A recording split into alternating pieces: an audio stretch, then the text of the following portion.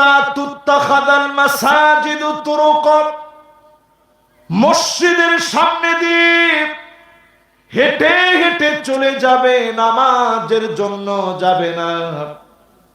বড় আফসোসের বিষয়, আজকে আমরা মসজিদের সামনে দিয়ে হেঁটে চলে যাই, মুসলমানের ছেলে বলে নিজের পরিচয় দেই, নামাজ পড়ি না। ফজর থেকে নিয়ে ফজর, জোহর, আসর, মাগরিব, এশা পর্যন্ত মিলে দেখেন আমরা যারা নামাজ ছেড়ে দিয়েছি, পরিষ্কার ভাবে জেনে নেন এই জমিনে দিন কায়েম হয় না শুধুমাত্র আপনার মতো মুসলমানের কারণে। আপনি যদি নামাজি হতেন, নেতা নামাজি বানাতেন, মসজিদের ইমাম নির্বাচনে কতবার আপনি খুঁজে খুঁজে দেখেন, নিজে বুঝেন না, আলেমদেরকে ডেকে আনেন। ইমাম সাহেব যদি নামাজ পড়াতে গিয়ে একবার ভুল করে ফেলে, পিছন থেকে আপনি লোকমা দেন। কি বলেন লোকমায়? মাশাআল্লাহ, এই এলাকার মানুষ আসলে দিন সম্পর্কে জ্ঞান রাখে ভালো। বলতে হবে সুবহানাল্লাহ, জোরে বলেন। কি বলবেন? যদিও বাংলাদেশে আমরা বলি আল্লাহু আকবার, বিষয়টা সঠিক নয়। সঠিক হচ্ছে সুবহানাল্লাহ বলবেন। একবার বলছেন, ইমাম সাহেব লোকমা নেন নাই, আবারও ভুল করছেন, লোকমা আবার দিছেন, তৃতীয়বারও লোকমা দিয়েছেন, ইমাম সাহেব লোকমা নেন নাই। এরকম যদি একদিনে 3 বার করে, আপনারা নিশ্চয়ই একটা মিটিং বসাবেন, এমন ইমাম আমরা কি রাখবো কিনা। এরকম ভুল যদি একাধিকবার ইমাম করে, মসজিদের ইমামকে আপনারা ইমামতিতে রাখেন না, এটি স্বাভাবিক। রাষ্ট্রের ইমামতি যার হাতে আপনারা দিলেন, সেই লোকটার ভিতরে নামাজ নাই, সেই লোকটার ভিতরে আল্লাহর কোরআন নাই, তিনি আল্লাহর কোরআন পড়তে জানেন না, তিনি নামাজকে কায়েম করতে চায় না, এমন লোকটা সব হতে পারে, 92% মুসলমানের নেতা হতে পারে না। কথা কি আপনাদের সবার বুঝে আসতেছে? এটা আমার বানানো কোনো কথা বললাম, বিষয়টা এমন না। আমাদের লিডার সাইয়্যিদুনা ওমর শহীদ হয়েছেন ফজরের নামাজ পড়তে গিয়ে, নামাজরত অবস্থায়। জোরে কোন আল্লাহু আকবার। আবু লুলু আল মাজুসি, আবার এখান থেকে কথা বলতেছে কি টকটক করে। অন্তত বাম দিকে যারা বসছেন, ডান দিকে যারা বসছেন, আপনারা কথা বললে আমার কনসালটেশন ব্রেক হবে, মেহেরবানি করে কথা বলেন। এই আমি 1.5 ঘন্টার মতো আপনাদেরকে নিয়ে একটু কষ্ট দিব, আপনাদেরকে একটু কষ্ট দিয়ে বিরক্ত করবো আপনাদেরকে, এরপরে বাস আবার কবে দেখা হবে সেটা তো জানি না। এই জন্য মেহেরবানি করে আপনারা কেউ কথা বলেন না, কথা বলবেন একটু জোরে সোরে, সুবহানাল্লাহ বলবেন, আল্লাহু আকবার বলবেন, আলহামদুলিল্লাহ বলবেন।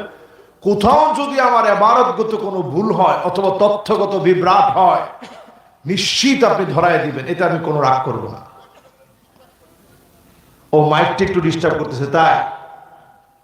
আচ্ছা থাক, অসুবিধা নেই। মাইকম্যান সেও আমার শ্রোতা, এখন আপনি যদি কোন মাইক এখন কি আর করা, এখন মাইক ক্লিয়ার করতে গেলে সময় অনেক লেগে যাবে, মাহফিল তার গন্তব্যে পৌঁছাতে পারবে না। তাহলে আমরা একটু মনোযোগ দিয়ে বলি তো, এই জমিনে যদি আল্লাহ ক্ষমতা দেয়, প্রথম কাজ কি? সবাই বলেন কি কাজ? নামাজ আজকে আমরা কায়েম করতে পারি নাই। লাম নাকু মিনাল মুসাল্লিন, অধিকাংশ লোক জাহান্নামে যখন যাবে, প্রশ্ন করা হবে কেন জাহান্নামে আসলি, উত্তর দিয়ে বলবে লাম নাকু মিনাল মুসাল্লিন, আফসোস আমরা নামাজি ছিলাম না। নামাজি হলে পরে জান্নাতে যাওয়া যায়, নামাজি হলে জান্নাত পাওয়া যায়। নামাজ যদি কায়েম করেন, যিনি ডেকে ডেকে জান্নাতি বানায় দিবেন তিনি কে? দলিল নেন হাদিস থেকে। ঈমান আনার পরে 5 ওয়াক্ত নামাজ যদি ওয়াক্ত মতো সময় মতো সুন্দর করে ওযু বানায় যদি আপনি পড়তে পারেন, হারামাহুল্লাহু আলাইহিন নার, জাহান্নামের আগুন হারাম হয়ে যাবে। ডেকে ডেকে মালিক মাফ করে দিবে। নামাজ কায়েমের কারণে যিনি আপনার জন্য জাহান্নামের আগুন হারাম বানায় দিবেন তিনি কে? নামাজ আমাদের সমাজের ভিতরে কায়েম নাই। বলছিলাম হযরত ওমর রাদিয়াল্লাহু তাআলা আনহুর কথা। ফজরের নামাজের জন্য দাঁড়ালেন। আবু লুলু আল মাজুসি ছুরি দিয়ে পেটের ভিতরে আঘাত করেছে, ভুঁড়ি ছিদ্র হয়ে গেছে। খাবার খাওয়ালে খাবারগুলা বের হয়ে যাচ্ছে। হযরতে ওমর রাদিয়াল্লাহু তাআলা আনহু ওই সময় তিনি বললেন, হুযায়ফাতুল ইয়ামান, আসাম্মানি রাসূলুল্লাহ, নবীজি কি আমার নাম মুনাফিকদের তালিকায় বলছে নাকি? হুযায়ফাতুল ইয়ামান বলেন, খলিফাতুল মুসলিমিন, আমিরুল মুমিনিন, কারো ব্যাপারে জীবনে কোনোদিন আমি সাক্ষী দেই নাই। আমি হুযায়ফাতুল ইয়ামান সাক্ষী দিচ্ছি, মুনাফিকদের খাতার ভিতরে, নামের তালিকার ভিতরে নবীজি আপনার নাম বলেন নাই, আপনার নাম উল্লেখ করে নাই। আপনি হচ্ছেন দরজা, ফিতনাকে আটকায় দেওয়ার জন্য। এই দরজা যদি ভেঙে ফেলা হয়, অজস্র দ্বারায় ঝরনার মতো করে, সমুদ্রের ঢেউয়ের মতো করে, সমুদ্রের ফেনার মতো করে একটার পর একটা ফিতনা ডুববে। হযরতে ওমরকে শহীদ করে দেওয়া হলো নামাজরত অবস্থায়। ওই সময় নামাজ ছেড়ে দেয় নাই, নামাজের সময় আঘাত করেছে। নামাজ এত গুরুত্ব দিলেন, নামাজরত অবস্থায় আল্লাহ পাক হযরতে ওমরকে ভালোবেসে ফেলেছে। হাদিসের ভিতরে আসছে, আল্লাহ আপনাকে ভালোবাসেন কেমনে বুঝবেন? আইওয়াফিকাহু বিআমালিন সালিহিন ক্বাবলা মাউতিহি, মওতের আগে কোন না কোন একটা ভালো কাজ আল্লাহ পাক করাবেন। সেই কাজের উপরে যিনি আপনাকে মওত দিয়ে দিবেন তিনি কে? নামাজের চাইতে সেরা ভালো কাজ কোনটা হইতে পারে? আজ যদি নামাজ প্রতিষ্ঠা হয়ে যেত, একবার যদি পার্লামেন্টে সংসদ ভবন থেকে নামাজের ফাইল আদেশ যদি জারি হয়ে যেত, বাংলাদেশের চিত্রটা এতটাই পাল্টায় যেত। সেক্রেটারিয়েটে নামাজ লাগতো, শিক্ষা প্রতিষ্ঠানগুলোতে নামাজ লাগতো, স্কুল কলেজ ইউনিভার্সিটিতে নামাজ লাগতো। আমার শিক্ষকেরা নামাজ পড়তো, শিক্ষার্থীরা নামাজ পড়তো, গোটা অঙ্গন পরিবর্তন হয়ে যেত। একটা বিধান দিয়ে গোটা দেশকে নতুন করে যিনি সাজায় দিতেন তিনি কি? একটু চিন্তা করেন। সেই নামাজ আমাদের দেশে এতটাই অবহেলিত, মসজিদের সামনে দিয়ে আমরা হেঁটে চলে যাই, নামাজ পড়ি না। ঠিক নেই? সবাই বলেন ঠিক নেই? নামাজ পড়ার জন্য আজকে থেকে নিয়ত করেন। করোনা আসছিল এমন ভয়াবহ ভাবে, মক্কা মদিনা পর্যন্ত পর্যন্ত বন্ধ হয়ে গেছিল, তালাবদ্ধ হয়ে গেছে।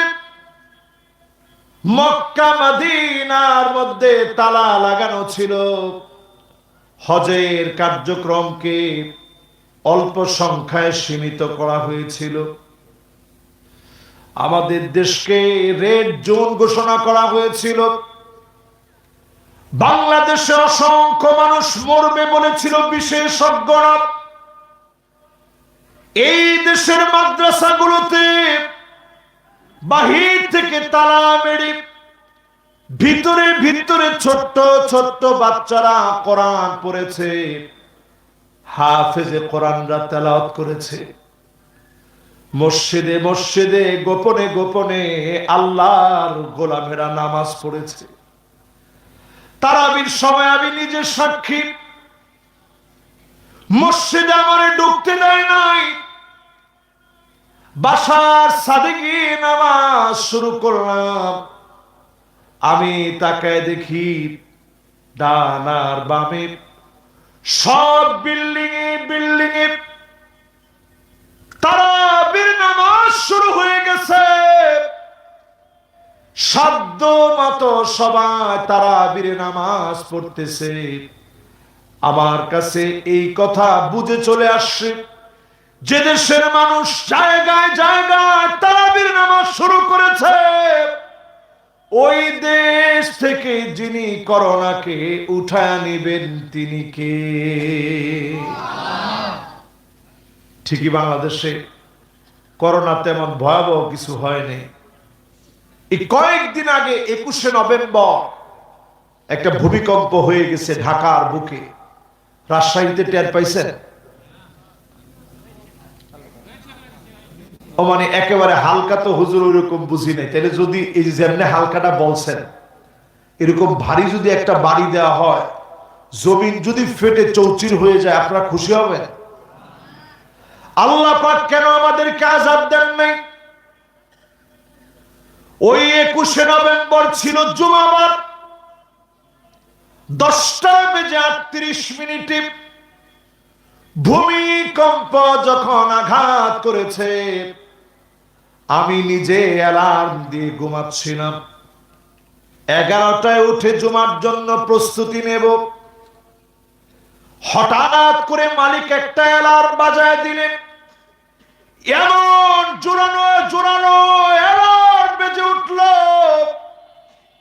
চতুর্দিক প্রকম্পিত হয়ে গেল। থরথর করে সব দিক যখন কাঁপতেছে, ভয় আতঙ্কে সবার কথা আমি নিজে ভুলে গেলাম। লাফ দিয়ে উঠে পড়া শুরু করলাম, লা ইলাহা ইল্লা আনতা সুবহানাকা ইন্নী কুনতু মিনাজ জালিমিন। ফাস্তাজাবনা লাহু ওয়া নাজ্জায়নাহু মিনাল গাম্মি ওয়া কাযালিকা নুনজিল মুমিনিন।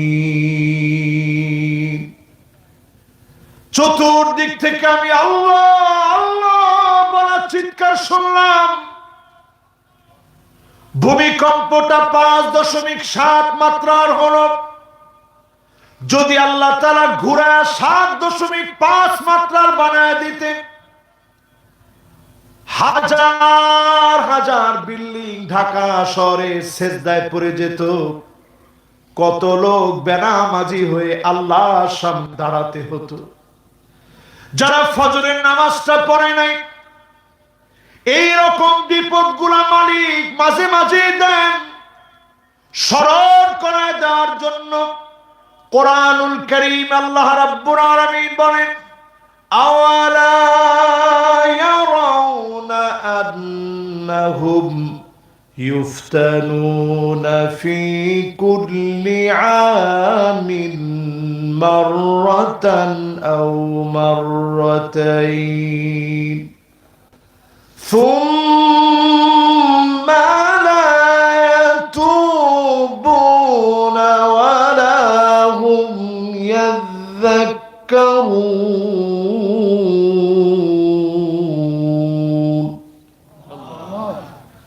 প্রত্যেকটা বছরে আল্লাহ রাব্বুল আলামিন একবার অথবা দুইবার আযাব দেন। এই 2026-এ আযাব দিয়ে শুরু হলো প্রচন্ড রকমের ঠান্ডা গরম। পরিবেশবিদরা, আবহাওয়াবিদরা বলেছে -4 ডিগ্রি সেলসিয়াস তাপমাত্রা হয়ে যাবে। কিন্তু এর ভিতরেই যিনি মায়া করে আবার আমাদের জন্য শীতটা কমায় দিলেন, তিনি কে? আমার সাথে সাথে আপনারা বলেন তো দেখি, আল্লাহ কি চাইলে পারতেন না আপনার গলার ভিতরে একটা শিকল লাগায় দি নামাজের সময় হলে টেনে হিচড়ে আল্লাহ মসজিদে নিয়ে যাবে? আল্লাহ পারতেন না? অথবা নামাজের সময় হলেই ফেরেশতাদেরকে আল্লাহ পাঠায় দিতেন, ধর মসজিদে নিয়ে যা। সব ফেরেশতারা আপনাকে টেনে টেনে নিয়ে যেত। ঘাটতারামি করলে কোনো সুযোগ আছে তখন? এখনই বাংলাদেশে যদি আলহামদুলিল্লাহ পার্লামেন্টে কোরআন যায়, যদি আল্লাহর কোরআন দিয়ে নামাজকে কায়েম করার জন্য একটা রোল পাস হয়, একটা আইন হয়, নামাজ পড়া লাগবে, এতটুকুন আইন যদি দস্তখত হয়ে যায়, পাস হয়ে যায়, আপনি নামাজ পড়েন না, তেমন কিছু আপনারে করা লাগবে না। সামান্য আপনারে ধরে নিয়ে জেলখানায় দিয়ে একদিন নামাজ পড়েন না 1 ওয়াক্ত, জরিমানা স্বরূপ আপনাকে যদি 300 ওয়াক্ত নামাজ, 300 রাকাত নামাজ পড়ানো হয়, 300 রাকাত নামাজ পড়ে আপনি যেদিন ফিরে আসবেন, ফজরের সময় আপনারা আর ডাকতে হবে না, অটোমেটিক্যালি আপনি নামাজের জন্য তো জাগবেনই, তাহাজ্জুদ শুদ্ধ আপনি পড়া শুরু করে দিবেন। ঠিক কিনা বলেন? এই জাতিরে যদি সোজা করা লাগে, নামাজ ভিত্তিক সমাজ কায়েম করা লাগবে। নামাজ মানুষকে সিনসিয়ারিটি শিখায়, সময়ানুবর্তিতা শিখায়, নিয়মানুবর্তিতা শিখায়, শ্রদ্ধাবোধ নামাজ বাড়ায় দেয়। নামাজ যখন আপনি পড়বেন, এক কাতারে শামিল হয়ে যাবে, অহংকার গুলো চূর্ণ হয়ে যাবে। এই কথা আপনি মনে করতে পারবেন না সে তো গরিব, আমি তো ধনী, সে তো আমার কাজ করে, আমার কর্মচারী। এক কাতারে দাঁড়ায় নামাজ পড়বেন, নির্দিষ্ট সময়ে পড়া লাগবে, সময় মতো পড়া লাগবে, সুন্দর করে ওযু বানায় নির্দিষ্ট সময় করে সময় মতো সুন্দর করে ওযু বানায় যদি নামাজ পড়েন, একদিকে নামাজ পড়বেন, ওয়াসজুদু ওয়াক্তারিব, সেজদা দেওয়া মাত্র যিনি দামি বানায় দিবেন তিনি কে? রাজশাহীর লোকেরা নামাজটা তেমন বলে না, বলে সালাত। কি বলে? আর একটু জোরে কর, আর জোরে কর। এটা সবচেয়ে সুন্দর কোরআন এবং হাদিসের পরিভাষা হচ্ছে সালাত। কি? এই সালাত যদি আপনি কায়েম করা শুরু করেন, আজকে থেকে যদি আপনি প্ল্যান নেন, নিজে নামাজ পড়েন, সালাত পড়েন, অন্যকে সালাতের প্রতি উদ্বুদ্ধ করেন, খানিকটা দাওয়াত যদি আপনি দিতে পারেন, মানিগবারাত কদামাহু ফি সাবিলিল্লাহ হারামাহুল্লাহু আলাইহিন নার, জাহান্নামের আগুন আল্লাহ হারাম বানায় দিবেন। যেই পা দিন কায়েমের জন্য, জমিনের দিন কায়েমের তরে যেই পায়ের ভিতরে ধুলা বালি লাগবে, সময় দিবেন দিন কায়েমের তরে, দিন বিজয়ের তরে সময় দিলেন। এই সময় যদি আপনি ব্যয় করতে পারেন, সহিহ হাদিস বলছে জাহান্নামের আগুন যিনি হারাম বানায় দিবেন তিনি কে? একটু জোরে বলেন আল্লাহ, আর জোরে বলেন আল্লাহ। তাহলে এবার আজকে থেকে আমরা কি নিয়ত করতে পারি, নিজে নামাজ পড়বো, অন্যকে নামাজের কথা বলবো? 55 বছরের দিন এখনো কায়েম হয় নাই কেন? এজন্য কায়েম হয় নাই। আমরা বাংলাদেশে এখনো নামাজের দাওয়াত দিতে পারি নাই। বাংলাদেশের রন্ধ্রে রন্ধ্রে এখনো অসংখ্য মানুষ আছে যারা ঈদের নামাজ ছাড়া অন্য কোন নামাজ পড়ে না। কিছু নামাজি আছে শবে বরাতে নামাজ পড়ে, কিছু নামাজি আছে শবে বরাতের পাশাপাশি শুধু সপ্তাহে একদিন অন্তত হাজিরা দেয়। এই রকম জুমার নামাজ পড়া ব্যক্তিদের নামাজ আল্লাহর কাছে কবুল হবে না। সাহাবায়ে কেরামের যদি এক ওয়াক্ত নামাজ ছুটে যেত, এক বছর ধরে কাঁদতেন, আল্লাহ কেমন করে নামাজটা ছুটে গেল, কেমন করে, কেন আমার থেকে নামাজটা ছুটে গেল। একটা বছর ধরে আল্লাহ রাব্বুল আলামিনের কাছে কাঁদতেন। এই ছিল সাহাবায়ে কেরামের নামাজের প্রতি মায়া। নবীজি নামাজ শুরু হলে এমন ভাবে হেঁটে চলে যেতেন, কান্নাহু লা ইয়ারিফুনা, কেমন যেন আশেপাশের আর কাউকে নবীজি চিনেন না। এমন ভাবে নবীজি নামাজের আজান হলে ছুটে চলে যেতেন। নামাজের আজান হলে নবীজি আর কাউরে চিনতে চান নাই। সেই নামাজ আমরা পড়ি না। নামাজ যদি না পড়েন কবরে কিন্তু আপনার কোনো ছাড় হবে না। নামাজীদের জন্য কবরটাকে যিনি আলোকিত বানায় দিবেন তিনি কে? এই যে আপনাদের আত্মীয় স্বজন যারা চলে গেছে, সেই আত্মীয় স্বজন, চলে যাওয়া আপনার আত্মীয় স্বজন কবরে যখন ঘুমাইছে, কবরে ঘুমানোর পরই একটু পর হঠাৎ একটা আলো জ্বলে উঠছে। লোকটা তখন জিজ্ঞাসা করছে, কে গো তুমি? কোত্থেকে আসলো আলো?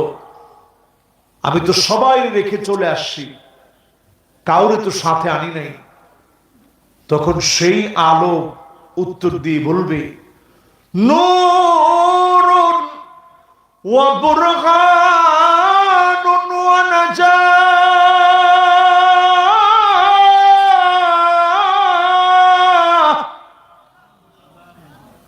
আমি তোমার আলো, নামাজের আলো, তোমার জন্য অন্ধকার কবরে দাঁড়ায় গেলাম, সাক্ষী হয়ে গেলাম। আজকে তোমার জন্য মালিকের কাছে বলবো, নামাজ যদি সেদিন সাক্ষী দেন, অবশ্যই যিনি মাফ করে দিবেন তিনি কে? আর যার নামাজ নাই একটু শুনেন, আপনাদের মনে খুব কষ্ট হয়ে যাচ্ছে। আমি মনে হয় আপনাদেরকে আসলে বুঝাইতে পারতেছি না। আমি রাজশাহীতে অনেক মাহফিলে আসছি, বহু মাহফিল রাজশাহীতে করছি, কিন্তু রাজশাহীর লোকেরা তো একটু রেসপন্স করে, কথাটা বলার পরে উত্তর দেয়। শুধু গোদাগাড়িতে আজকে আমি পেলাম, এখানে কোনো উত্তর নাই। পুরা ভারতের শ্রোতার মতো, যদিও ভারতের এরা এই ভিডিওটা দেখলে কষ্ট পাবে মনে মনে। ভারতের শ্রোতারা চুপচাপ বসে শুনে।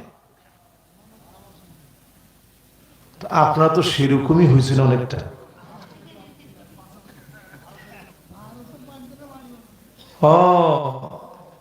আমাদের বাড়িতে একেবারে কাছাকাছি, এই জন্য হুজুর আমরাও চুপচাপ শুনতেছি।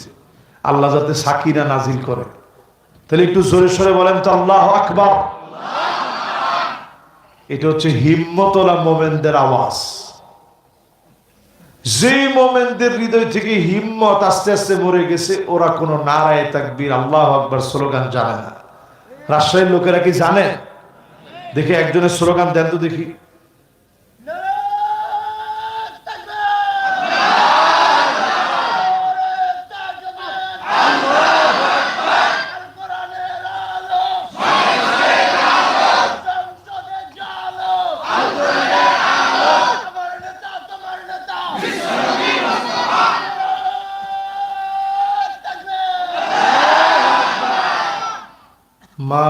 মাশাআল্লাহ। আমি যেটা মনে করছিলাম ধারণাটা একেবারেই ভুল। কিন্তু যিনি স্লোগানটা দিয়েছে মাশাআল্লাহ, আমার কাছে মনে হয়েছে জালেমেরা ব্যর্থ হয়েছে, নারায়ে তাকবীর স্লোগান কেড়ে নিতে পারে না। ঠিক নেই? 16টা বছরে অনেক চেষ্টা করছে অনেক কিছু নিয়ে নিতে, টাকা পয়সা মোটামুটি লুটপাট করে নিলেও মাজলুমদের কণ্ঠ থেকে নারায়ে তাকবীরের স্লোগান কেড়ে নিতে পারে নাই। ঠিক না ভাই? তো যেহেতু আমরা এই দেশটা নিয়ে স্বপ্ন দেখি, এবারের যে আওয়াজ চতুর্দিকে উঠেছে, নতুন একটা সূর্যোদয়ের সম্ভাবনা রয়েছে। এই কাঙ্ক্ষিত সম্ভাবনা কোন কালো মেঘ এসে যেন ঢেকে দিতে না পারে, এজন্য নারায়ে তাকবীর স্লোগানের পাশাপাশি নামাজের সিজদায় পড়ে যান, নামাজি হয়ে যান। এই জমিনকে নামাজিদের জন্য আমাদের ব্যবস্থা যিনি করে দিবেন তিনি কে? ওয়াসজুদু ওয়াক্তারিব, সিজদা দেওয়ার নিকটে চলে আসো। আকরাবু মা ইয়াকুনুল আবদু মির রাব্বিহি ওয়া হুয়া সাজিদুন ফাকফিরুদ দুআ। অধিক পরিমাণে সিজদা দিয়ে দোয়া করেন, মাথা উঠানোর আগে দোয়া কবুল হয়ে যাবে, ভাগ্যটা খুলে যাবে। অন্য কোন জায়গায় মাথা ঠেকায়েন না, কবরের সামনে না, পীরের সামনে না, নেতার সামনে না। এই মাথা মানুষের ঠেকাইতে মনে চায়, এই জন্য আল্লাহ পাক মাথা ঠেকানোর ব্যবস্থা করে দিয়েছে। নত শিরে মাথা ঠেকায় দিবেন, শুধুমাত্র নত জানু হয়ে মালিকের সামনে সিজদা দিবেন। সিজদা দেওয়া মাত্র দামি মালিক বানায় দিবে। সিজদা দেওয়া মাত্র যিনি আপনাকে আদর করে মনের আশা পুরা করবেন তিনি কে? শুধু তাই না রে আমার ভাইরা, সূরা ফাতিহা যখন পড়বেন, নামাজের ভিতরে দাঁড়ায় পড়া মাত্র প্রত্যেকটা আয়াত যখন পড়বেন একটু একটু থামবেন। ওই সময়ে আমার মালিক তৎক্ষণাৎ উত্তর দিবে। আপনি যখন বলবেন আলহামদুলিল্লাহি রাব্বিল আলামিন, একটু আমার সাথে সাথে আপনারা বলেন তো দেখি, আমি যে আলহামদুলিল্লাহটা বললাম এটা আপনারাও একটু বলেন।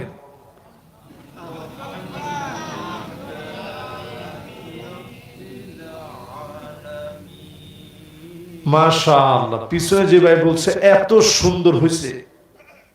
এবার একটু সবাই আমরা আবার রিপিট করি, আলহামদুলিল্লাহি রাব্বিল আলামিন।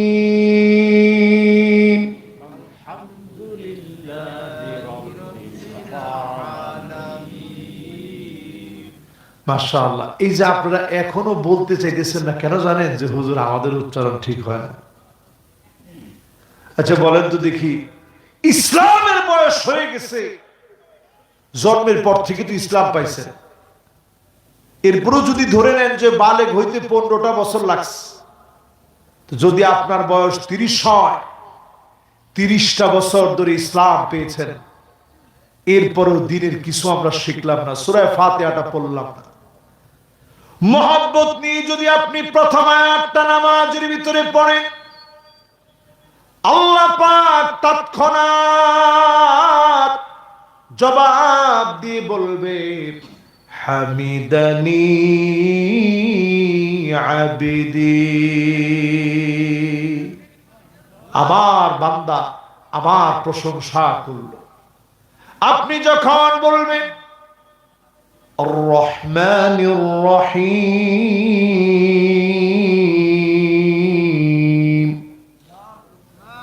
একটু বলেন তো দেখি, আমার বান্দা আমার প্রশংসা, একটু বলে একটু সবর করে আল্লাহ আপনার উত্তর দিবে, আফনা আলাইয়া আব্দি, আমার বান্দা আমার সানা গাইল, জোরে করে আল্লাহু আকবার।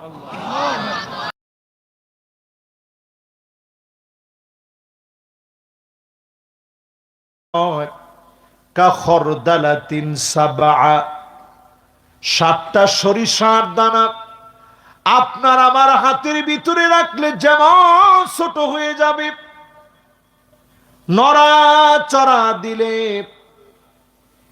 সরিষার দানাগুলো গলে সেখান থেকে রস বের হয়ে আসবে, তেল বের হয়ে আসবে, ঠিক নি? 7 আকাশ আর 7 জমিন মালিকের কুদরতি দরবারে এত এত এত ছোট, আল্লাহর সামনে 7টা সরিষার দানা সমান।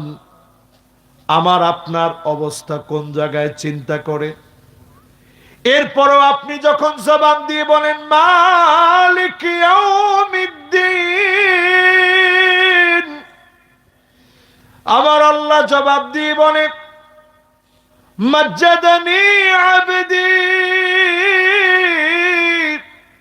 আমার বান্দা আমার মর্যাদা বাড়ায় দিল। আপনি যখন বলবেন ইয়াকা না'বুদু ওয়া ইয়াকা নাস্তাঈন, আল্লাহ পাক আবার জবাব দিবেন, দি মালিক বলবেন হাযা বাইনি ওয়া বাইনা আবদি, এটা আমার মাঝে আর তোর মাঝে রে গোলাম। তুই যদি আমার ইবাদত করিস আমি আল্লাহ তোর জন্য যথেষ্ট হয়ে যাব। আপনি যখন পড়বেন ইহদিনাস সিরাতাল মুস্তাকিম সিরাতাল্লাযীনা আন'আমতা আলাইহিম গায়রিল মাগদুবি আলাইহিম ওয়ালাদ-দাল্লিন।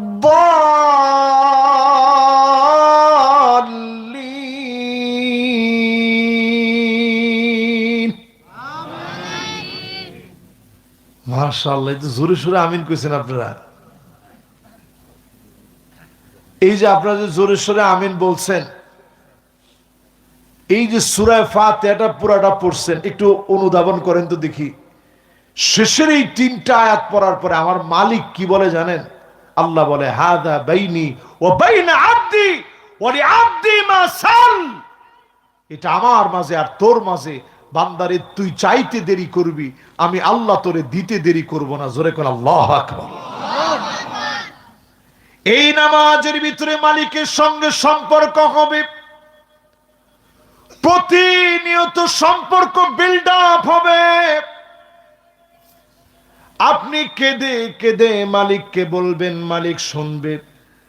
আমার নবী নামাজে তাহাজ্জুদের সময় সিজদায় চলে যেতেন।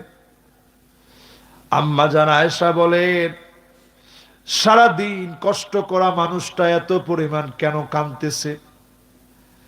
নবীজির কান্নাগুলো এমন হতো আজিজুন কাজিজিল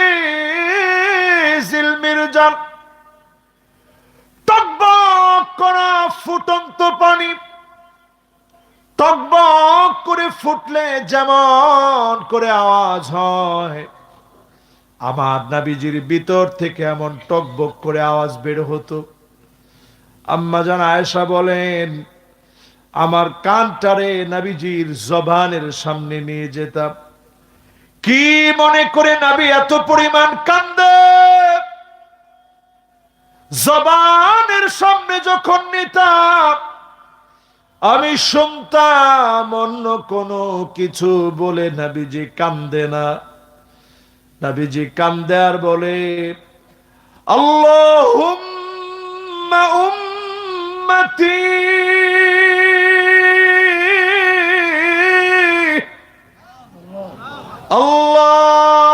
আল্লাহুম্মা উম্মতি, ও আল্লাহ আমার উম্মত আমার উম্মত।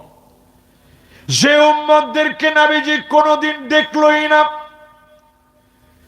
সেই উম্মতদেরকে নবীজি কোনোদিন পেলই না, ওই উম্মতদের জন্য কেঁদে কেঁদে নবীজি হয়রান হলেন। এই উম্মতগুলা যদি শুধু নামাজি হয়ে যায়, গুররান মুআজ্জালিনা মিনাল উযু, ওজোর পানিগুলা ঝকঝক করে উঠবে, চকচক করে উঠবে। নবীজি কোটি কোটি মানুষের ভিতরে সেদিন চিনবে, আল্লাহ এটাই আমার সে হারানো উম্মত। নবীজি শাফাত করার অনুমতি যখন পাবেন, শাফাত করবেন। যিনি ধন্য বানায়া জান্নাতি বানায়া দিবেন তিনি কে? এজন্য আজ থেকে পরিষ্কার ভাবে নিয়ত করেন, পরিষ্কার ভাবে নিয়ত করে ফেলেন, যে নেতার ভিতরে নামাজ নাই ওই নেতা আমার নেতা হতে পারে না। সবাই কি রাজি আছেন না নাই? নামাজের ভিতরে একবার দুবার তিনবার ভুল করলে যেমন আমরা আমাদের ইমাম পাল্টানোর চেষ্টা করি, আমাদের যারা জাতির নেতা হবে তাদের ভুল ত্রুটি একবার দুবার না বারবার হওয়ার পরেও আমরা এখনো শুধরাই না। সময় এসেছে শুধরানোর, আল্লাহর জমিনে দিন কায়েমের, নামাজ প্রতিষ্ঠা। ঠিক কিনা বলে? দুই নাম্বার আমার আপনার কার্যক্রম নাম্বার 2, ওয়া আতাউয যাকাতা, জমিনের মধ্যে যাকাত তারা আদায় করবে, যাকাত ভিত্তিক সমাজ কায়েম করবে। আচ্ছা বলেন তো, বাংলাদেশের লোকেরা কি আমরা প্রপার ভাবে যাকাত দেই? যাকাত ভিত্তিক অর্থনীতি যদি আমরা কায়েম করতে পারতাম, এ বাংলাদেশের ভিতরে যাকাত ভিত্তিক, মাশাআল্লাহ, এই তো যুবকরা আসতেছেন, মাশাআল্লাহ যথেষ্ট সুন্দর। যুবকরা আসলে আমরা ওয়েলকাম জানাই, মারহাবান বিকুম, পড়েন লিল্লাহে তাকবীর, মাশাআল্লাহ। এবার আপনারা সবাই বলেন তো দেখি, বাংলাদেশে কি যাকাত ভিত্তিক সমাজ ব্যবস্থা কায়েম হয়েছে? যাকাত ভিত্তিক সমাজ ব্যবস্থা কায়েম হয়নি। রাজশাহীতে কিছু কিছু লোক টাকা পয়সা হয়েছে পরে কিছু কিছু যাকাত দেয়, তবে যাকাতটা এমন নির্যাতিত নিপীড়িত যাকাত, এটা 3-4 ধোঁয়া দেওয়ার পরে যাকাতের শাড়ি কিংবা লুঙ্গি আর খুঁজে পাওয়া যায় না। এটা অর্ডার দিয়ে বানানো থাকে যাকাতের লুঙ্গি। এটা কিয়ামতের একটা আলামত, আযাব আসার কারণ। নবীজি বলছেন কিয়ামতের আগে লোকেরা যাকাত দিবে এমন, ওয়াজ যাকাতু মাগরামা, যাকাত সবচেয়ে বড় জরিমানা মনে হবে। মানুষ মনে করবে, আহারে আমার 1 কোটি টাকা, সেখান থেকে 2.5 লক্ষ টাকা চলে যাচ্ছে, নাউজুবিল্লাহ, কোন সুবহানাল্লাহ। এখনো যখন আমি যাকাত দেওয়ার জন্য চেষ্টা করি, আলহামদুলিল্লাহ আমি লিখে রাখি, যাকাত যখন দেই আমার কাছে এত আনন্দ লাগে, আমি প্রাউড ফিল করি, পাই টু পাই হিসাব করে যাকাত দেওয়ার চিন্তা করি, আল্লাহ এই যাকাতটা আপনি তো এমন বানাইতে পারতেন, আমার হাতটা নিচে থাকতে পারত, আমি যাকাত খেতে পারতাম, এমন বানাইতে পারতেন, আল্লাহ আপনি আমারে দেওয়ার তৌফিক দিয়েছেন। ঠিক কিনা বলে? এই সমাজের ভিতরে যদি প্রপার ভাবে দারিদ্রদের হক যাকাতের মাধ্যমেও দেওয়া হতো, হাক্কুন লিসাইলি ওয়াল মাহরুম, বঞ্চিত মানুষগুলোকে যদি যাকাত দেওয়া হতো, সত্যিকারের যাকাত যদি আদায় হতো, এই বাংলাদেশের চিত্রটা এমন হতো, আপনি সিঙ্গাপুরের উদাহরণ তখন দেওয়া লাগতো না। 5 বছরের ভিতরে দারিদ্রতা বিমোচন হয়ে আমার যুবকগুলো বেকারত্ব মুছে দিয়ে সবাই স্বনির্ভর হয়ে যেত। যেই লোকটার অর্থ নাই, সে তার হক পাওয়ার কারণে কিছুদিনের ভিতরে সে নিজেও যাকাত দেওয়ার মতো সামর্থ্যবান হয়ে যেত। ঠিক কিনা বলে? এই সমাজ আমাদেরকে নবীজি করে দেখায় গেছেন। সমাজ কেমনে চালাতে হয় নবীজি দেখায় গিয়েছেন। যাকাত যারা দেন না, যাকাত ভিত্তিক সমাজ যারা কায়েম করেন না, যাকাত যদি সমাজের ভিতরে কায়েম হয়ে যায়, দৃশ্যপট পরিবর্তন হয়ে যাবে। আপনি দরিদ্রদের উপরে কোনো দয়া করেন নাই। হাক্কুন লিসাইলি ওয়াল মাহরুম, বঞ্চিত মানুষদেরকে তাদের হক দিয়েছেন আপনি। একা একা টাকা খাওয়ার জন্য আল্লাহ টাকা দেয় নাই, তাদের হকটাও মালিক আপনাকে দিয়েছে। আপনি যখন আদায় করবেন, যিনি আপনাকে দামি বানায় দিবেন তিনি কে? একজন যুবক মাশাআল্লাহ মাহফিলের দিকে আসতেছে, লিল্লাহে তাকবীর, মাশাআল্লাহ। এই না ভাল লাগে, বসেন। মাশাআল্লাহ, এই তো খুশি লাগতেছে। মনে তো বসতেছে না, ও সামনে বসবে, ঠিক আছে মাশাআল্লাহ। এরা তো আওয়ার লিডার, মাশাআল্লাহ। দেখেন মাশাআল্লাহ, ওনারা সামনে বসার জন্য আসছে, মাশাআল্লাহ। এই না আমাদের নেতৃত্ব, এই না আমাদের নেতা, এই না আমাদের লিডার। এরা ঠিক হলে গোটা জাতি ঠিক। ঠিক, কিন্তু ঠিকের মতো হয় নাই। জোরে সোরে কোন ঠিক নেই। বহু আন্দোলন কিন্তু হয়েছে জালেমদের পতনের জন্য, কোন আন্দোলন সার্থক হয় নাই। কিন্তু যখনই এই যুবকেরা স্লোগান দিয়েছে উই ওয়ান্ট, আমি একটু দেখতে চাইছি যে আপনাদের অবস্থা কি। উই ওয়ান্ট, এই স্লোগান যখন দিছে উই ওয়ান্ট জাস্টিস, গোটা জাতি নড়ে চড়ে উঠছে। ছোট ছোট আবাবিল দিয়ে আব্রাহাকে যেভাবে আল্লাহ ধ্বংস করে দিয়েছে, বাংলাদেশের প্রেক্ষাপটে এই ছোট ছোট তরুণ প্রজন্মের অহংকার জেনজি আবাবিল রূপে এসে 16 বছরের জগদ্দল পাথরের মতো বসে যাওয়া জালেম স্বৈরাচারী আলেমদের উপরে জুলুমকারিনী, দিনের পর দিন নির্যাতনকারিনী, জেল জুলুম নির্যাতন নিপীড়ন করে গোটা জাতিকে যারা মাজলুম বানায় ফেলেছিল, ওই অন্ধকার কারাগার থেকে তরুণরা আবার জাতিকে জাগ্রত করেছে।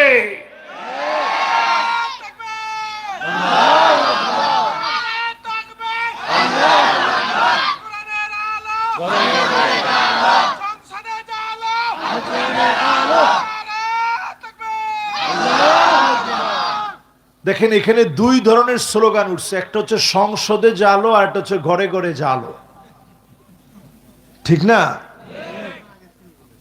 আচ্ছা বলেন তো দেখি, ঘরে ঘরে যদি জ্বালান আমাদের কি কোনো অসুবিধা আছে? কিন্তু পার্লামেন্টে যদি একবার আল্লাহর কোরআনের আলোটা জ্বলে যায়, আপনার ঘরে জ্বলতেই হবে, ঠিক কিনা বলে? প্রিয় ভাইয়েরা আমার, যাকাত ভিত্তিক সমাজ নিয়ে কথা বলছি না। যাকাত যারা দিবে না, সেই দিন আল্লাহ রাব্বুল আলামিন জাহান্নামটাকে টেনে নিয়ে আসবেন। ইয়াউমা ইউহমা আলাইহা ফি নারি জাহান্নাম, জাহান্নামকে সেদিন আল্লাহ টেনে নিয়ে আসবেন। দরিদ্রদের সামনে, হকদারদের সামনে, পাওনাদারদের সামনে আনবেন। এনে এবার মালিক জাহান্নামে যেই সম্পদ গুলার যাকাত দেন না, সম্পদ গুলাকে গরম বানাবেন, আপনার কপালে, পেটে, পিঠের মধ্যে সেকা দেওয়া হবে। আর বলা হবে হাযা মা কানাস্তুম লিআনফুসিকুম, এই সম্পদ তুমি নিজের জন্য রেখে দিয়েছিলাম, সন্তানদের জন্য রেখে দিয়েছিলাম। কোন সম্পদ কোন কাজে আসবে না। ইয়াউমা লা ইয়ানফাউ মালু ওয়ালা বানুন ইল্লা মান আতাল্লাহা বিকলবিন সালিম।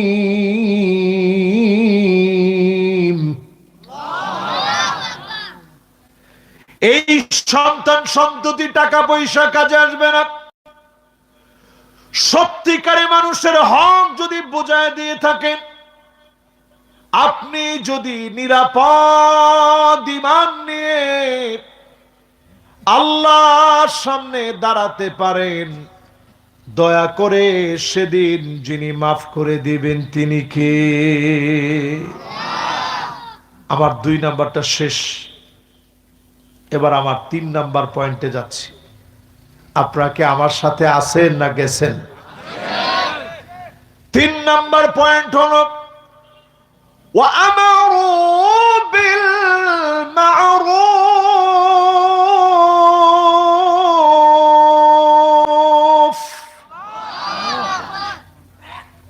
এবার যদি আমি প্রশ্ন করি, সৎ কাজের আদেশ, আপনি ক্ষমতা না থাকলে সৎ কাজের আদেশ দিতে পারবেন? হাড্ডি ভেঙে ফেলবে আপনার। ঠিক তো কর না আপনারা? ইভেন আমি হুজুর যদি এইখানে মদ খাইতেছে, ধরেন 10 জন লোক, আমি যাওয়ার সময় গাড়িটা থামাই দিয়া যদি বলে, এই দাঁড়ান, কিরে মদ খাস কি লিগা? কব, হুজুর এখন কিন্তু তোরে খায় ফেলাম। ঠিক নেই? ওর মাথা ঠিক নেই তো। আমার নিজের বাসার সামনে একদিন আমি দেখি বিরাট লম্বা চূড়া ব্যক্তি, আমি ভাবলাম আমার পুলিশের লোকটুক কিনা। তো উনি যে মদ খেয়ে আসছে এটা তো আমার জানা নাই। আমি মাহফিল করে মাত্র গাড়িটা ঢুকাবো, এর মধ্যে সে আইসা ঝগড়া লাগাই দিস। আমি ওনার পিঠে আদর করে বলতেছি, ভাই আমি একজন হুজুর মানুষ, আপনি আমার গালিগালাজ দিতেছেন, এটা কি হয়? থাক ভাই, আপনি আপনার মতো চলে যান, আমি আমার মতো যাই। দেখি যে না, কোনো কিছুতে পাগলার কাজ হচ্ছে না, ও তো খায় আসছে। তাহলে এবার একটু চিন্তা করেন, একটা মদখোর মদ খেয়ে আসার পরে মাতলামি করতেছে, আপনি হুজুর আপনার কথার আর কোনো তাসির হচ্ছে না। ও আমারু বিল মারুফ, সৎ কাজের আদেশ কিন্তু এখানে আপনি করতে পারবেন না। মদ খাও না আপনি বলতে পারবেন না, বললেও কোনো লাভ হবে না। কিন্তু যদি আইন হয়ে যেত, মদ খেলে 80টা করে বেত্রাঘাত করা হবে, এই আইন যদি পার্লামেন্ট থেকে হয়ে যেত, একদিন পিটাইলে 100টা মদখোর একদিনে ঠিক হয়ে যেত। মাশাআল্লাহ, ওরে খাইছে রে, সুবহানাল্লাহ, আল্লাহু আকবার। উনি আগে দিছে 500, এখনো দিছে 500, উনি লোকই মাশাআল্লাহ।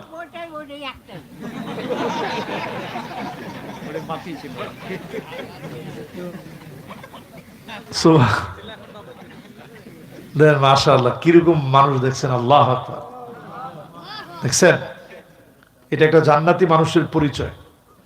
আল্লাহ যেন ওনারা আল্লাহর জান্নাতের মেহমান বানায় দেন, পড়েন আমিন। জান্নাতের মানুষ সহজ সরল হবে, হাদিসের ভিতরে আসছে। অনেকে আবার কেবল হুজুর আপনি সার্টিফিকেট দিয়ে দিলেন, আমার নামে তো বদলামের শেষ নাই। গিররুন কারীম, নবীজি বলছেন হাদিসের ভিতরে, জান্নাতীরা হবে সহজ সরল। উনি কিন্তু ইচ্ছে করলে এটা না বইলা চলে যেতে পারতো, তাহলে প্রমাণ হইতো উনি দিছে কয়বার। এটা হইতো খিব্বুন লাঈম, ধূর্ত বাটপারি, মুনাফিকি। মুনাফিকরা হয় চালাক, ধূর্ত বাটপার। যারা সহজ সরল তারা হয় মুমিন, ঠিক কিনা বলেন? তাহলে এখানে দেখছেন উনি একবার সহজ সরল ভাই বলে দিছে, না হুজুর ওইটাই 2বার দিছে এমন না, হুজুর ওইটা নগদ আনি দিলাম। আল্লাহ ওনারে কবুল মঞ্জুর করুক, পড়েন আমিন। বলেন আমরা 3 নাম্বারে আছি, কয় নাম্বার? তাহলে সৎ কাজের আদেশ দিতে লাগে ক্ষমতা, জোরে কোন কি? ওয়াজআলনি মিন লাদুন্না নাসিরা, ক্ষমতা লাগবে, ক্ষমতা লাগবে। আল্লাহ রাব্বুল ইজ্জাতুল জালাল নবী আম্বিয়া আলাইহিমুস সালামদেরকে ক্ষমতা দিয়েছে। এই জমিনের ভিতরে 5টা শাসন আসবে। 1 নাম্বার শাসন হবে নবুয়তের শাসন।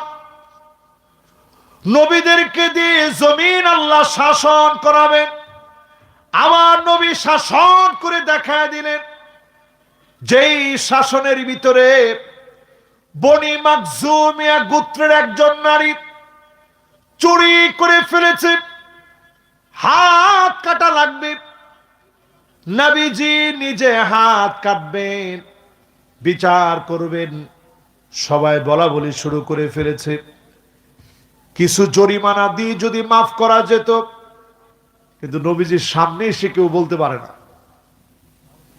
সবাই চিন্তা করলো এক কাজ করি, উসামারে পাঠাই। উসামাকে নবীজির সেই আদরের পালক পুত্র যায়েদ বিন হারেসার সন্তান, যে যায়েদ বিন হারেসা মুতার যুদ্ধের সেনাপতি ছিলেন। মুতার যুদ্ধে নবীজি আরো দুইজন সেনাপতির নাম বলছেন। একজনের নাম আব্দুল্লাহ বিন রাওয়াহা, আরেকজনের নাম জাফর বিন আবি তালেব। কয়জন হইল? তো তিনি বুঝে ফেলছেন যায়েদ বিন হারেসা, যাহ, আজকের পরে আর কোনদিন আমার নবীর সাথে আর দেখা হবে না। ছোট্ট সময় তিনি হারায় গিয়ে নবীজির কাছে আসলেন। বাপ মা নিতে এসেছে। যায়েদ বিন হারেসা নবীজির প্রেমে পড়ে গেলেন এত, আরেকটা বারের জন্য মা বাবার কাছে যেতে চায় নাই। নবীজির এত ভালোবেসে ফেলছেন। সেই মুতার প্রান্তে যাওয়ার সময় বারবার ফিরে আসেন, নবীজির দিকে তাকায়া তাকায়া কান্দে। নবীজিও ছোট্ট যায়েদ থেকে আজকের এই যায়েদ পর্যন্ত নবীজির চোখের সামনে ভাসতেছে, নবীজিও কাঁদতেছেন। বিদায় নিয়ে চলে গেলেন। মুতার প্রান্তে শহীদ হয়ে গেলেন। ওনার সন্তানের নাম ওসামা। নবীজির কাছে আসেন, এসে ডাক দিয়ে বলে, দাদাজি, একটা আরজি নিয়ে আসছি, তাড়াতাড়ি বলো রে উসামা। উসামা বললেন, ওগো নবীজি, বনি মাখজুমিয়া গোত্রের যে নারীর হাত কাটা হবে, জরিমানা আদায় করে আল্লাহর বিধানকে কি মাফ করে দেওয়া যায় না? নবীজির চেহারা লাল হয়ে গেছে। নবীজি বললেন, আমার মেয়ে ফাতেমা যদি চুরি করত, লাকাতাতু ইয়াদাহা, এক কোপ দিয়ে ফাতেমার হাত কেটে ফেলতে আমি নবীজি একবারের জন্য দ্বিধাবোধ করতাম না।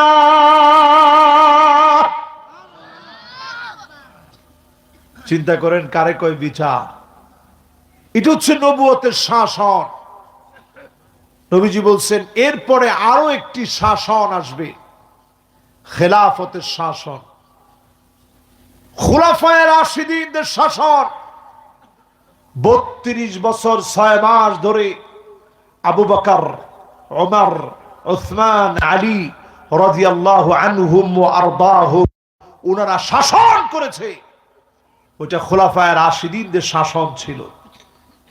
এরপরে নবীজি বলে গেলেন আরেকটা শাসন আসবে, সুম্মা তাকুনু মুলকান আদান। ওই শাসনটা হচ্ছে রাজতন্ত্রের শাসন। পৃথিবীতে এখন রাজতন্ত্র বিদায় প্রায়, বিদায়ের দ্বার প্রান্তে আছে। এরপরে নবীজি বললেন আরো একটা শাসন আসবে, সুম্মা তাকুনু মুলকান জাবরিয়া।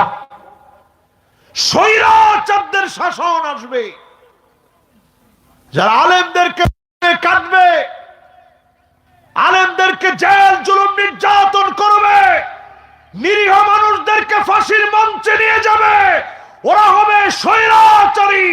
সুম্মা ইয়ারফাউহাল্লাহ, আল্লাহ তাদেরকে টেনে হিঁচড়ে উঠায় নিবে, গরম ভাত থেকে যাবে, জালেমেরা খেয়ে যেতে পারবে না। ঠিক নেই? এরপরে নবীজি বলতেছেন, শোনো, 5 নম্বরে আরো একটা শাসন আসবে, সুম্মা তাকুনু খিলাফাতান আলা মিনহাজি নবুওয়াতিন, আবার কোরআন সুন্নাহ দিয়ে এই জমিন শাসন হবে। আমার তো মনে হচ্ছে অচিরেই যিনি কোরআন সুন্নাহ দিয়ে বাংলাদেশটাকে শাসন করার সুযোগ করে দিবেন তিনি কে? আপনারা কি আমার সাথে একমত আছেন? তখন আর এরকম পিঠে হাতায় বলতে হবে না ভাই নামাজ পড়েন, বলবে নামাজ পড়। তখন আর এরকম বিচারের মধ্যে গিয়ে বলবে না যে ভাই বোনের টাকা হকটা দিয়ে দেন, জায়গাটা দেন, তখন বলা লাগবে না। তখন বলবে লিজ্জাকারি মিসলু হাযিল উনসাইন, তোমার বোন দুইজন আর তুমি ভাই একজন, সমান সমান ভাগ হবে।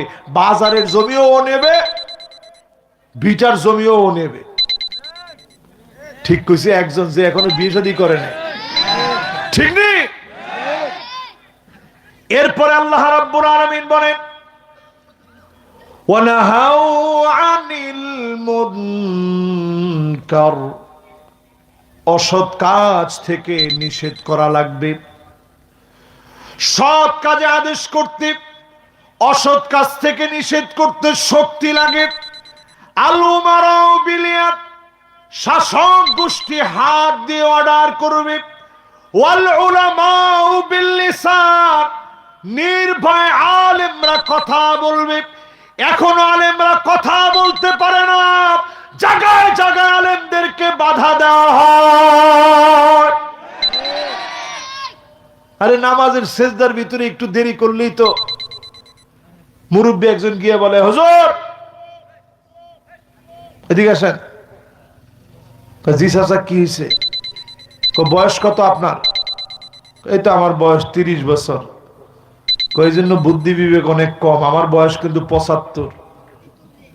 বহুত কিছু আমি খাইছি আর দেখছি, আপনার তো বুদ্ধি টুদ্ধি নাই। ইমাম সাহেব কারে কি করেন? আমি নামাজ পড়াইলাম, আপনার ইমাম আমি, আমার বুদ্ধি নাই, বুদ্ধি আছে কার? এই যে সিজদার মধ্যে গেলেন, আমিও কিন্তু পড়ছি সুবহান রাব্বিয়াল আলা, সুবহান রাব্বিয়াল আলা, সুবহান রাব্বিয়াল আলা। 3 বার পরে পরে খালি আপনারটা গুনছি, আপনি কয়বার পড়েন? আমি 3 বার পড়ার পরে দেখছি 1 2 3 4 5 6 7 8 9, 9 পর্যন্ত গণলাম, 10 পর্যন্ত গণলাম, তাও আপনি উঠেন না। করেন কি সিজদার ভিতরে গিয়ে? সময়ের কি কোনো দাম নাই? এই যে কথাটা আপনি কইছেন, আসলে কি আপনার নামাজ হয়েছে? নবীজি বলেন আমা ইয়াকশাল্লাযী আইয়ারফা রাসাহু ক্বাবলা ইমাম, ইমামের আগে যদি মাথা উঠায় নেন, আইয়ুহাউইলাল্লাহু রাসাহু রাসা হিমার, ইমামের আগে যদি মাথা উঠায় ফেলেন, আপনার চেহারা গাধার মতো হয়ে যেত। শুধুমাত্র নবীর উম্মত হওয়ার খাতিরে আপনারে যিনি গাধা বানায় নাই তিনি কে? এই গোদাগাড়িতে যদি 2টা লোক বেয়াদবি করার পরে এরকম হইতো, গোটা গোদাগাড়ি ঠিক হয়ে যেত। একটা লোক ইমামের উপরে কথা বলার সাহস করতো না, ঠিক নেই? এর নাম হচ্ছে মায়ের নাম বাবাজি। কিন্তু আল্লাহ এটা ধরে নাই কেন? নবীজির উম্মত হিসাবে আল্লাহ মাফ করে দিস। এখনো আলেমরা স্বাধীনভাবে কথা বলতে পারে না। মসজিদগুলোর ভিতরে তাকায় দেখবেন, আমি আর সর্বোচ্চ আপনাদেরকে 10টা মিনিট একটু কষ্ট দিব। এই 10টা মিনিট আমরা কেউ নড়াচড়া করবো না। রাজি আছেন না ইনশাআল্লাহ? আমার কর্তৃপক্ষ বলছে হুজুর 11টার ভিতরে কমপ্লিট করে ফেলবেন সব। 11টা যেহেতু বেজে গেছে, আমরা আর বেশিক্ষণ আপনাদেরকে কষ্ট দিব না। আমরা ইনশাআল্লাহ সময়ের ভিতরে এই আর 10 বাজান, একজন একটু উঠছেন, এবার একটু বসেন বাজান, শেষ কথায় আস। ওরে আল্লাহ, এলাকার লোক যে উঠে সে উঠেই,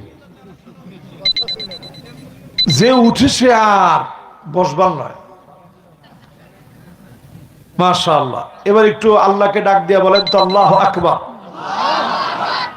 মাশাআল্লাহ। এবার চলেন আমরা আপনাদের খিদমতে আরজ করতে চাই, ওয়ালিল্লাহি আকিবাতুল উমুর, সব বিষয়গুলা যার হাতে তিনি কে? ক্ষমতা দেন কে? আবার সিনাও নাম কে? আবার ক্ষমতা দেওয়ার পরে তাকায় থেকে দেখেন তিলকাল আইয়ামু নুদাবিলুহা বাইনান নাস, কয়দিন আপনি ক্ষমতায় আছেন, কি করতেছেন সব আল্লাহ দেখেন, সবগুলো আল্লাহ দেখেন। দেখে পাই টু পাই যিনি ধরেন তিনি কে? প্রিয় ভাইরা আমার, বন্ধুরা আমার, জীবনের সময় ছিল 1 থেকে 10 বছর।